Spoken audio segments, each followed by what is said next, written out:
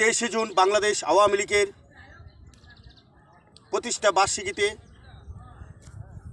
আমি প্রথমেই শ্রদ্ধার সাথে স্মরণ করছি সর্বকালের সর্বশ্রেষ্ঠ বাঙালি স্বাধীনতার মহানায়ক জাতির পিতা বঙ্গবন্ধু শেখ মুজিবুর রহমানের প্রতি বিনম্র শ্রদ্ধা।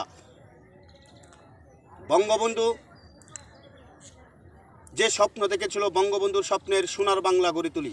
বঙ্গবন্ধুর কন্যা মাননীয় প্রধানমন্ত্রী দেশরত্ন জননেত্রী শেখ হাসিনার নেতৃত্বে বাংলাদেশ আওয়ামী লীগ মাটি ও মানুষের হৃদয়ের কথা বলে।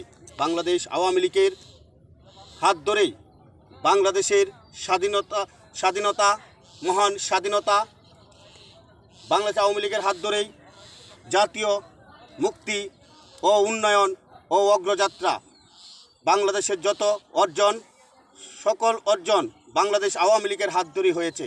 তাই আসুন আমরা সকলেই ঐক্যবদ্ধ হয়ে বঙ্গবন্ধু যে স্বপ্ন দেখেছিল, বঙ্গবন্ধুর স্বপ্নের সোনার বাংলা গড়ে তুলি। জয় বাংলা, জয় বঙ্গবন্ধু।